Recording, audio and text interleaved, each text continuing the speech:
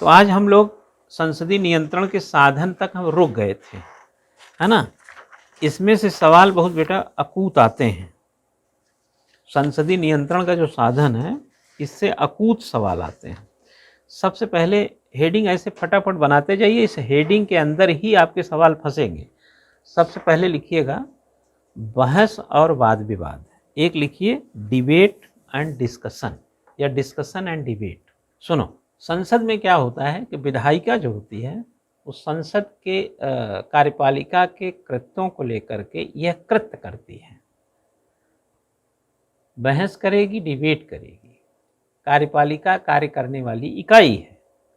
जो बर्तन धोएगा वो गिलास तोड़ेगा, जो खाना बनाएगा नमक मिर्च ज़्यादा करेगा, जो गैस जलाएगा वही गैस को फालतू भी जलाएगा, जो झाड़ू पोंछा करेगा वही कचरा भी छोड़े रहेगा।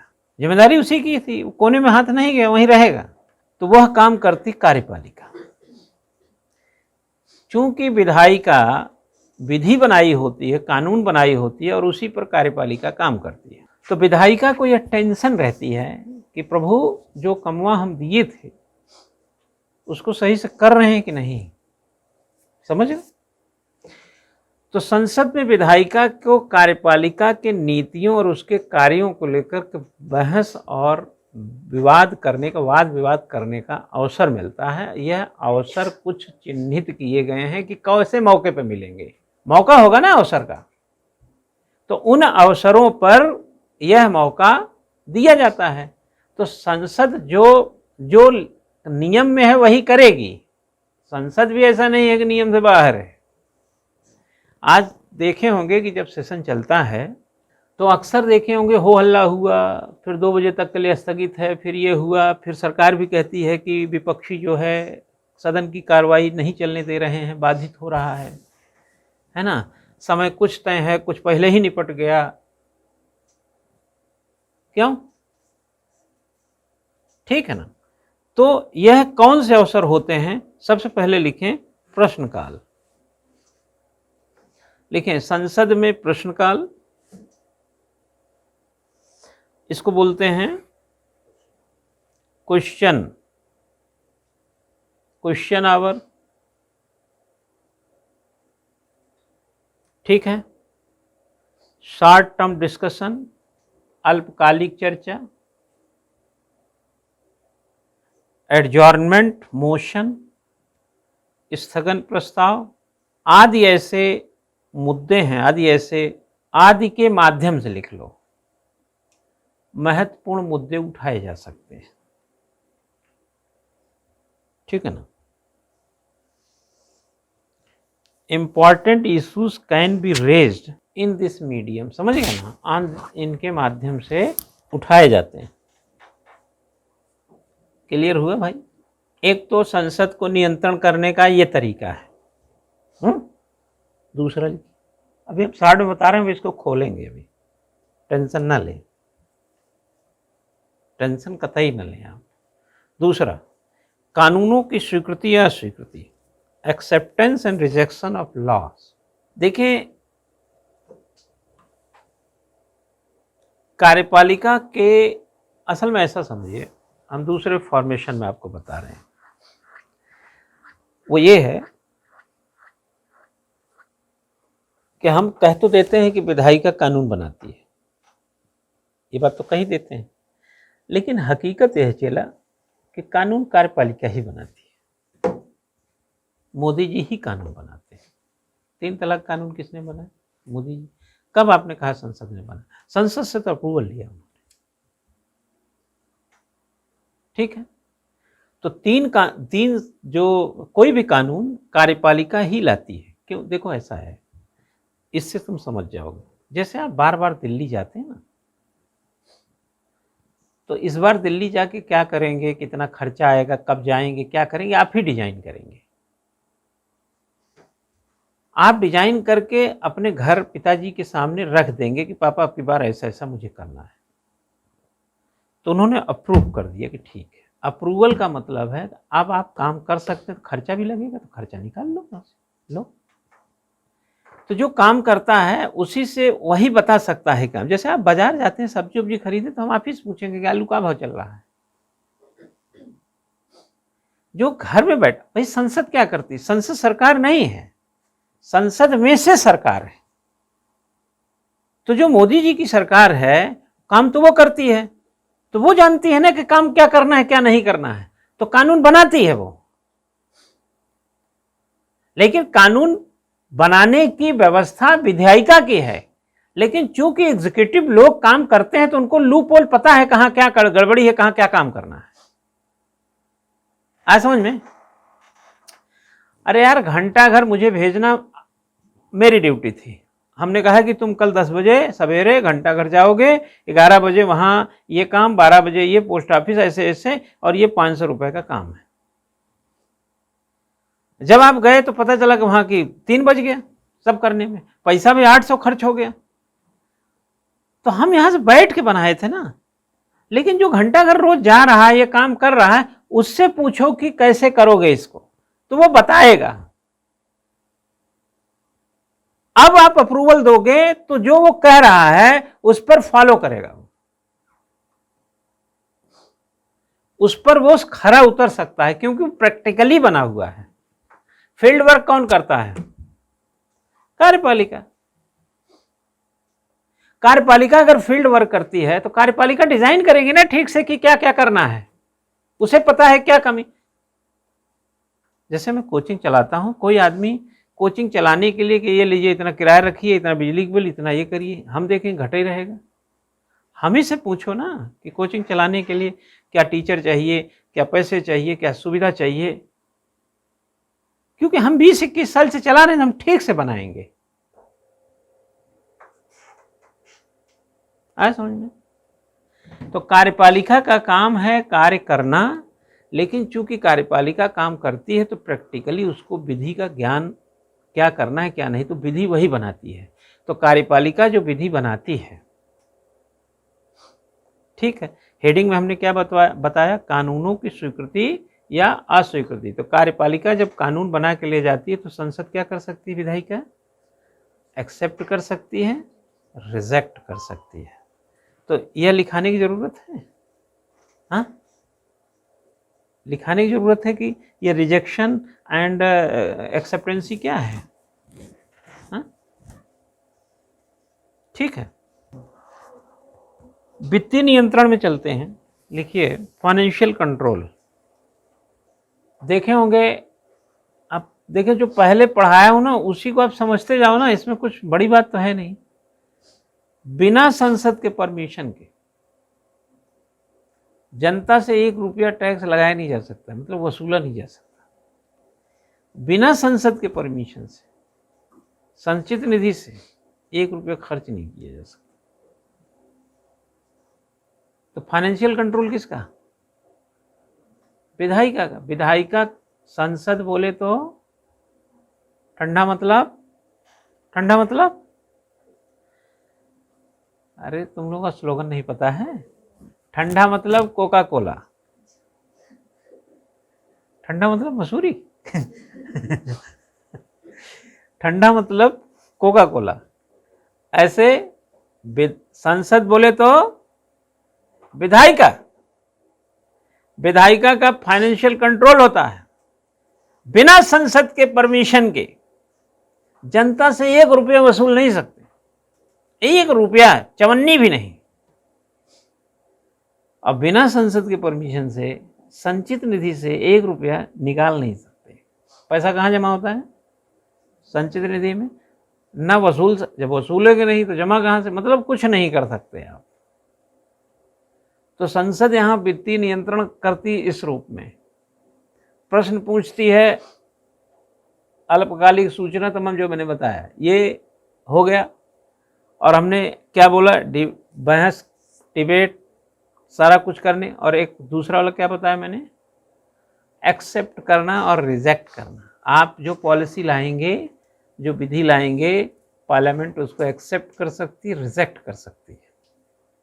ठीक है, नेक्स्ट लिखो, अविश्वास प्रस्ताव, नो कॉन्फिडेंस मोशन। सीखा आपने? डाउनलोड किया?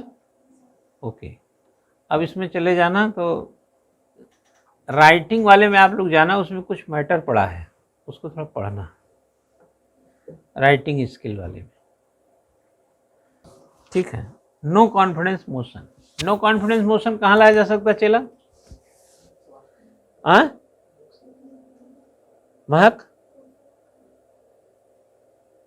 क्यों? तरुणेश, कहाँ लाएंगे हम लोग no confidence motion? No confidence motion अविश्वास प्रस्ताव। सरकार को गिराने के लिए हमें सरकार पे विश्वास नहीं, अविश्वास। कहाँ लाएंगे प्रस्ताव?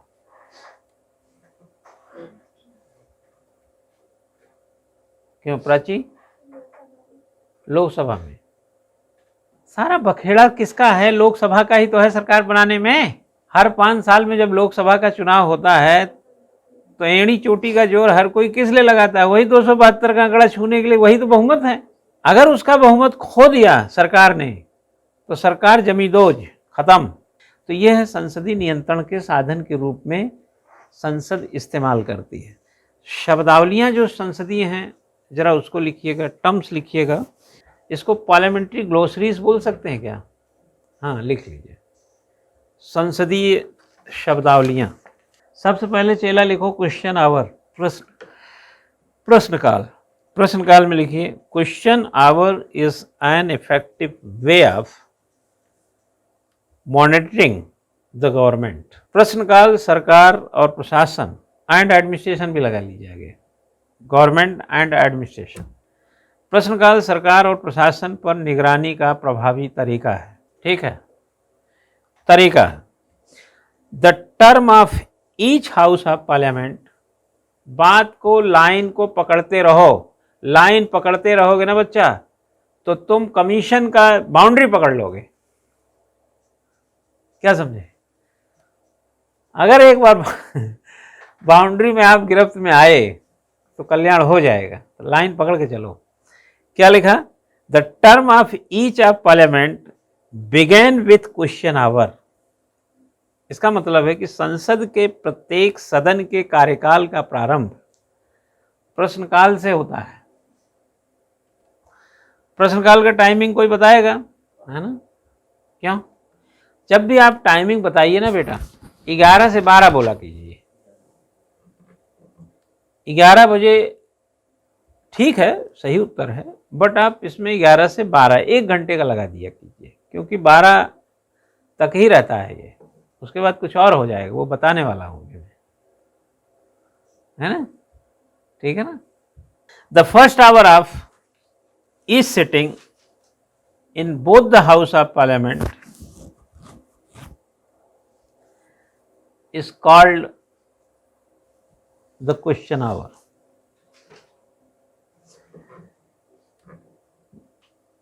संसद के दोनों सदनों के प्रत्येक बैठक के पहले घंटे के पहले घंटे के प्रश्न को प्रश्नकाल कहा जाता है। समय को प्रश्नकाल कहा जाता है। जनरली क्वेश्चन आवर, जनरली शब्द लगा दिया बट है यही, 11 to 12 लिख लो। तो हमारा जो क्वेश्चन आवर है वो है 11 बजे प्रातः से 12 बजे दोपहर तक। इट मीन्स AM to नून। जानकारी बढ़ा दी है ना? अब या तो हिंदी में दोपहर लिख दीजिए, 12 बजे दोपहर तक। अंग्रेजी वाले नून लिखते। PM इतना कोई ध्यान नहीं देगा, आप लिख दीजिए, है ना? हाँ, लेकिन लिख सकते हैं। ठीक है, हो गया इतना। इसमें क्या होता है बच्चा, सरकार से कोई भी प्रश्न पूछा जा सकता है यहाँ पर। तो अगर इसमें थोड़ा सा और नोट करना तो एक लाइन लिख सकते हैं, in this any member can ask question to the government for information. इसमें कोई भी सदस्य जानकारी हेतु सरकार से प्रश्न पूछ सकता है। आगे लिखें 0 आवर्स, शून्य काल लिखिए 0 आवर। लिखो after the question hour 0 hour, बस इतना लिखो बस। हाँ, क्वेश्चन आवर के खत्म होते ही क्या शुरू हो जाता है? 0 आवर। 12 बजे ये 0 आवर, ठीक है ना? ठीक 12 बजे क्या हो गया? शुरू होता है 0 आवर। अब 0 आवर का भी कोई महत्व होगा तो एक लाइन में लिख लीजिए इसका इंपॉर्टेंस क्यों है। In this question of public interest, इसमें question of public interest can be ask without any prior notice. Okay, इसमें बिना किसी पूर्व सूचना के लोकहित में प्रश्न पूछे जा सकते हैं। आपको प्री परीक्षा अगर आप देने जा रहे हैं, खासतौर से पीसीएस या और भी इस तरह के कंपटीशन का, civil services except civil services, तो सिविल सर्विसेज इतना मतलब इस पायदान पे काम नहीं करता, तो उनके लिए बता रहा हूँ। अगर आप ये जानते हैं कि 0 और 12 बजे है तो एक क्वेश्चन यही सही है। दूसरा, अगर आपको पता है कि इसमें जो पब्लिक इंटरेस्ट के क्वेश्चन पूछे जाते हैं बिना किसी पूर्व सूचना के, तो दूसरा ये सही है, मतलब ये जानकारी हो। लेकिन और भी जानकारी एक आध होनी चाहिए, मैं आपको दे रहा हूँ। लिखिए, इसमें नियमों का कोई प्रावधान नहीं है, इसके संदर्भ में नियमों का कोई प्रावधान नहीं है। There is no special provision in the rule in this regard. अब आएगा कि ये शून्यकाल नाम कहाँ से आया ना, कहाँ से आया है? शून्यकाल का नाम किसने दिया? लिखिएगा, 0 our is named by the press. शून्यकाल का नामकरण प्रेस द्वारा किया गया है। आगे लिखें, शॉर्ट ड्यूरेशन डिस्कशन, इसको अल्पकालिक चर्चा बोलेंगे, जो मैंने बताया था short term discussion. Short term discussion में लिखें the speaker of the Lok Sabha can allot 2 days a week for this discussion। Lok Sabha अध्यक्ष सप्ताह में 2 दिन इस चर्चा के लिए निर्धारित कर सकता है। एक लाइन और लिखना है, the selection of subject is done by the business advisory committee. इसको आप बिजनेस अगर आपको अजीब लग रहा हो तो आप ये शब्द भी लिख सकते हैं। मंत्रणा को क्या बोलेंगे?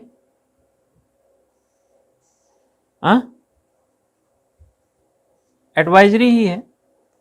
आप लिखें वर्किंग, लिख सकते हैं, कार्य मंत्रणा समिति बोलते हैं इसको, हिंदी में लिख लीजिए कि विषयों का चयन कार्य मंत्रणा समिति करती है।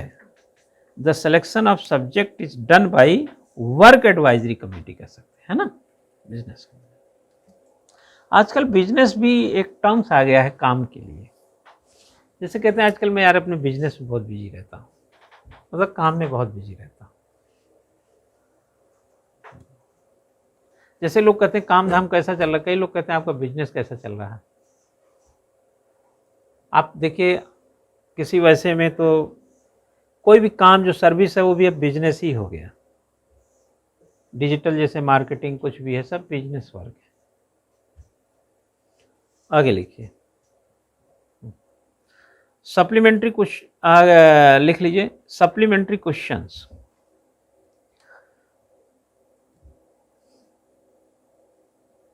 वैसे यार पहले वो लिखना था, पहले स्टार्ड एंड अनस्टार्ड क्वेश्चन तब सप्लीमेंट्री, तो सीक्वेंस ठीक रहेगा।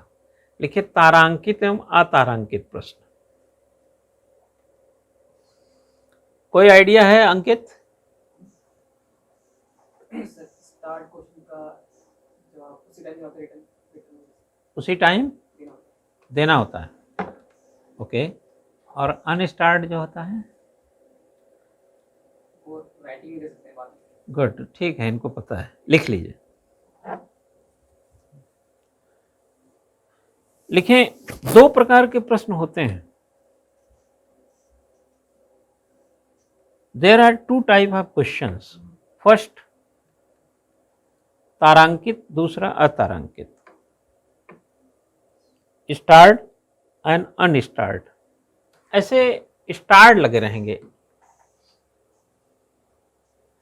प्रश्न लिखा रहेगा, नॉन स्टार्ड रहेंगे। स्टार तारा आप देखते नहीं, ऐसे करके बनाए रहते हैं, क्या बनाए रहते हैं, हो गया स्टार है ना। ये है, इसमें लिखें जिस प्रश्नों का जवाब मौखिक दिया जाता है तारांकित प्रश्न होते हैं, कहलाते हैं। लिखें the question which are answered orally comma called starred question. कौन देगा जवाब बच्चा? अंकित? जिससे पूछा जाएगा जो सरकार में होगा। हाँ, मंत्री वगैरह देते हैं जवाब, ठीक है ना। अब पूछेगा कौन? पार्लियामेंट के लोग, ठीक। आगे लिखें जिनका जवाब लिखित रूप से दिया जाता है,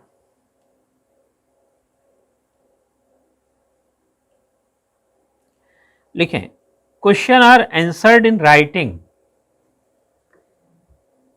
इट इज कॉल्ड स्टार्ड, अतारांकित। अतारांकित प्रश्न सिर्फ इसमें बच्चा क्या होता है, उत्तर जो लिखित होगा ना वो बाद में भी दे सकता है, तुरंत लिखेगा तो है नहीं, बाद में उत्तर भिजवा देगा, ठीक है। और एक तारा लगा देगा, मतलब जो तारांकित में तारा लगा होगा उसमें नहीं लिखा रहता, बस इतना सा, ठीक है। अब लिखो सप्लीमेंट्री क्वेश्चन। सप्लीमेंट्री में लिखिएगा